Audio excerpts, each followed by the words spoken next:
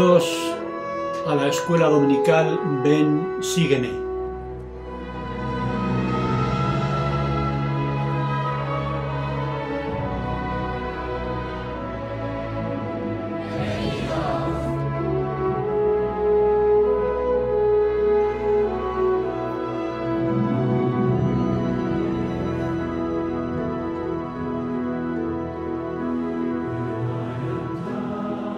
En los capítulos 36 a 38 recordamos a Alma enseñando a sus hijos Elamán y Shiblón sobre la importancia de obedecer los mandamientos desde la juventud.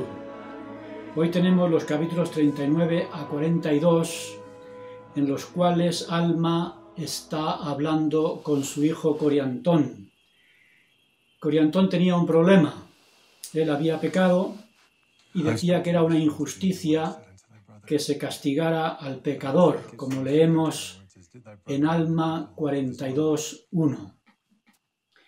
Y todo el esfuerzo de Alma es hacer entender a su hijo la necesidad de arrepentirse y cambiar. Si quería que la misericordia de Dios se aplicara a su vida, Coriantón tenía que arrepentirse de sus pecados y evitar las consecuencias que esos pecados tienen en esta vida y también en la eternidad. Esto es lo que va a esforzarse Alma por enseñar a su hijo Coriantón. Alma empieza la conversación con su hijo Coriantón recordándole el ejemplo que sus hermanos le habían dado y preguntándole si había observado la constancia y la fidelidad y diligencia de sus hermanos guardando los mandamientos de Dios, porque nos cuentan estos capítulos que Coriantón estaba sirviendo una misión entre los zoramitas y su padre le amonesta y le dice: For thou didst forsake the ministry and did go over into the land of Siren after the harlot Isabel. And we hid, as it were, our faces from him. She did steal away the hearts of many. But this was no excuse for thee, my son. Tú eres miembro de la Iglesia de Jesucristo y un misionero de la Iglesia, y deberías haber estado en tu área misional atendiendo tus responsabilidades misioneras. Esa es una tentación muy común, buscar excusas en lugar de arrepentirnos. Por eso Alma le dice: My son, repent and forsake your sins, and go no more after the lusts of your eyes, but cross yourself in all these things, for except ye do this, ye can in no wise inherit the kingdom of God. No te dejes llevar por ninguna cosa vana ni insensata. No permitas que el diablo incite tu corazón otra vez en pos de esas inicuas rameras, le dijo Alma a Coriantón. Y además Coriantón no era un misionero normal, él era el hijo, podríamos decir, que del presidente de la Iglesia.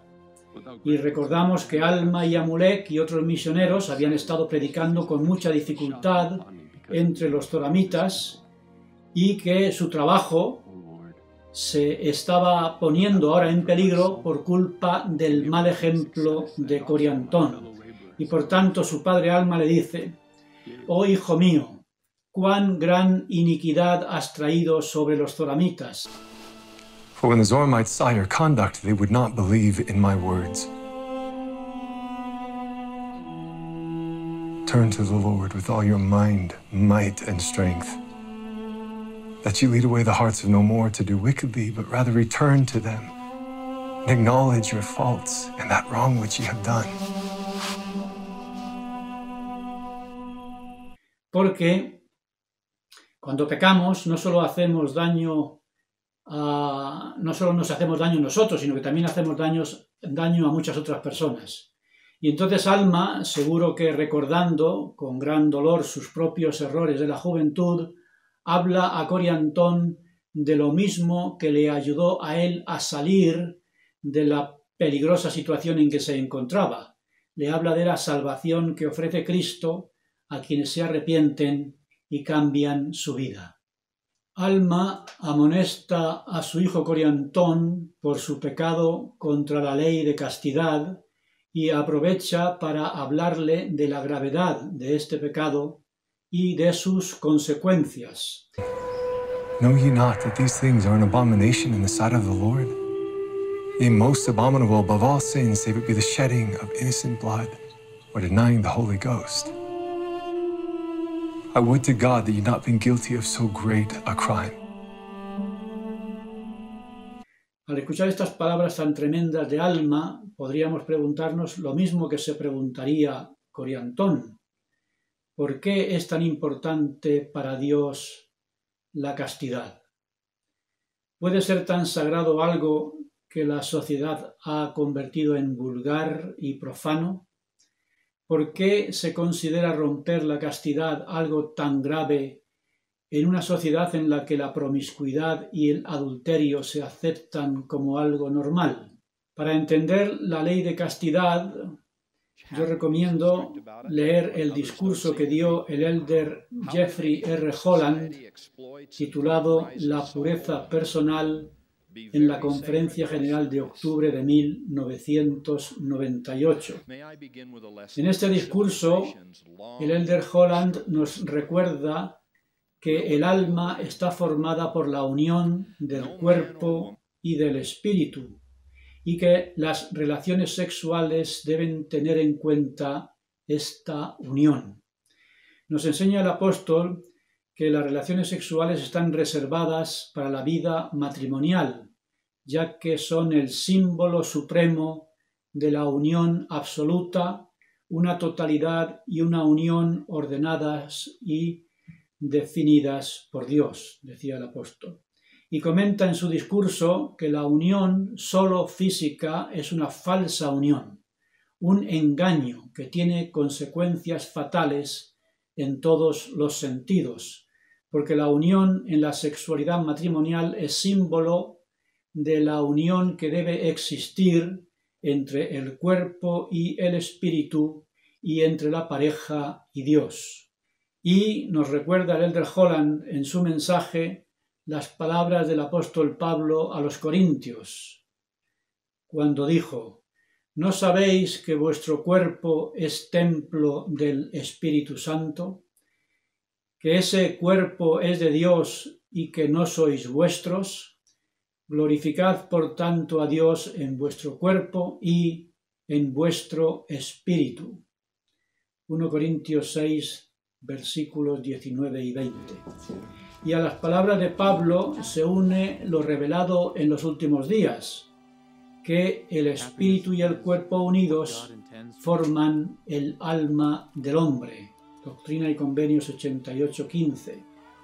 Y que el espíritu y el cuerpo reciben una plenitud de gozo cuando están inseparablemente unidos, y cuando están separados no pueden recibir esa plenitud, como leemos en Doctrina y Convenios 93, versículos 33 y 34. Por tanto, cuando se habla de la castidad, se habla de esto, se habla de integridad, que proporciona la unión del espíritu y del cuerpo con Dios y con los mandamientos. Para explicar las consecuencias negativas de desobedecer los mandamientos de Dios, no solo en este mundo, sino también después de esta vida, tenemos el capítulo 40 en el que Alma habla a su hijo Coriantón de la resurrección y contesta la pregunta: ¿qué pasa con el espíritu durante el tiempo que hay entre la muerte del cuerpo y la resurrección? Y lo hace diciendo lo siguiente: los espíritus de los buenos estarán en el paraíso, un lugar de felicidad, paz y descanso, esperando la resurrección. Alma 40:12. Y los espíritus de los malos estarán en un lugar de tinieblas, llantos y lamentos, que algunos llaman prisión, esperando la resurrección. Alma 40, versículos 13 y 14. Y después Alma enseñó a su hijo Coriantón que la resurrección incluye una restauración, diciendo: el cuerpo formará otra vez parte del alma, se restablecerá todo miembro y coyuntura a su cuerpo, ni un cabello de la cabeza se perderá, y todo tendrá su propia y perfecta forma. Alma 40, 23.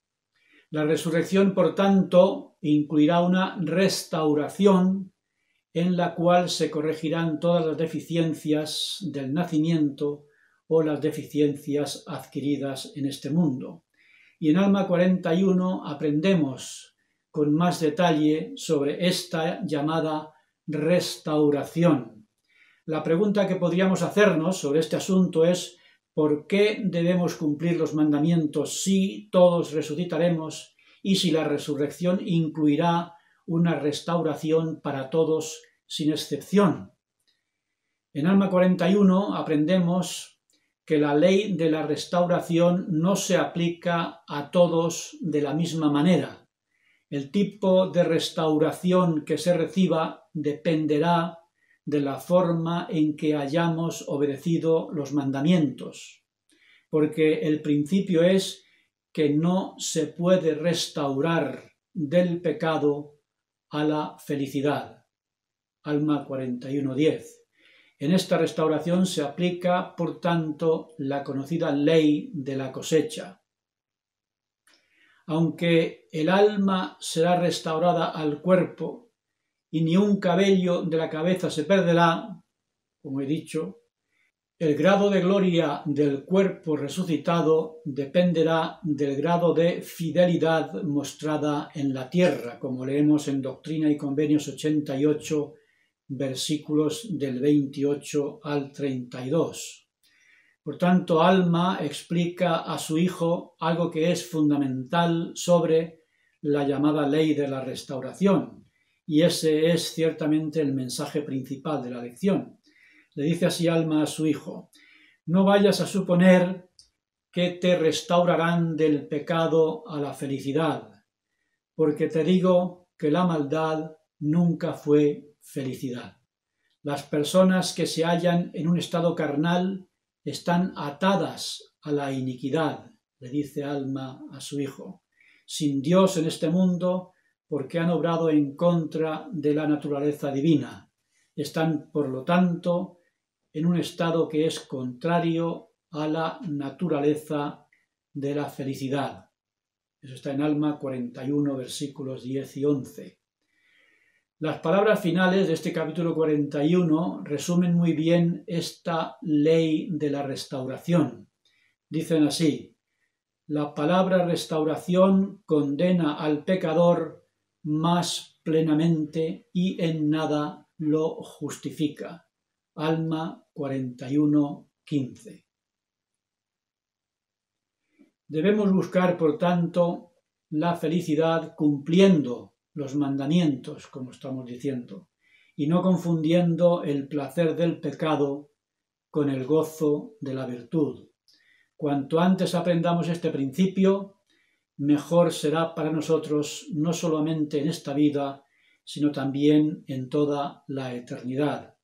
Porque, como leemos en Alma, capítulo 42, versículos 1 al 10, esta vida es un período de prueba, es decir, un tiempo en el que tenemos que demostrar quiénes somos y también quiénes queremos llegar a ser. En este mundo, el espíritu entra en el cuerpo y los dos, el cuerpo espiritual y el cuerpo físico, estarán expuestos a lo bueno y a lo malo y tendrán que escoger entre uno y otro. El uso que hagamos del albedrío decidirá nuestro futuro eterno. Por eso es vital que aprendamos la importancia de escoger lo bueno y rechazar lo malo. En el capítulo 42 de Alma encontramos los diferentes nombres que se dan al plan de nuestro Padre Celestial, y estos nombres nos ayudan a entender mejor el propósito de Dios y la forma de superar este período de prueba terrenal. Uno de los nombres del plan del Padre es plan de salvación. Es decir, que el plan de Dios es un plan de salvación, no es un plan de condenación. Esto fue lo primero que me convirtió a mí cuando a los 19 años los misioneros me dieron las charlas, porque yo venía de una iglesia donde solamente se hablaba del plan de condenación. Otro nombre que se da al plan del Padre en este capítulo 42 es el plan de felicidad. Si el plan de salvación de Dios no nos hace felices, entonces aquí hay un problema, que era lo que le pasaba a Coriantón. Algo no está funcionando y algo tendremos que cambiar y de algo tendremos que arrepentirnos, porque esto es un problema demasiado frecuente. El plan del Padre no nos hace felices. Mal asunto, porque eso quiere decir que tenemos un desajuste espiritual. Otro nombre que se da al plan del Padre es el plan de redención, que conecta la salvación con el sufrimiento de Jesucristo. Dios Padre nos rescata por medio del sufrimiento del Hijo. El apóstol Pablo enseñó a los santos de Roma, hablándoles del bautismo, lo siguiente: nuestro viejo hombre fue crucificado juntamente con Cristo para que el cuerpo del pecado sea deshecho y para que no sirvamos más al pecado. Romanos 6:6. Por tanto, el plan del Padre es un plan de salvación. La salvación que nos ofrece el Padre debería hacernos felices y aunque hay sufrimiento en el proceso, no solamente en Jesucristo, también en nosotros, es importante conectar sufrimiento con salvación. Y el otro nombre que da el capítulo 42 al plan del Padre es plan de misericordia, porque sabemos que este sacrificio, la expiación de Jesucristo, satisface las exigencias de la justicia para que de esa manera la misericordia de Dios nos ayude a liberarnos del pecado y de sus consecuencias si nos arrepentimos. Muy bien, pues esta es la lección de hoy. En estos capítulos vemos la importancia de tener padres que se preocupan por enseñar a sus hijos a cumplir los mandamientos desde la juventud y que les ayudan a entender por qué se deben obedecer esos mandamientos y que al mismo tiempo explican a sus hijos que la única forma de ser felices es vivir en armonía con la ley de Dios, porque la maldad nunca fue felicidad. Y nuestro Padre Celestial nos ama hasta el punto de haber creado un plan de salvación que es al mismo tiempo un plan de felicidad.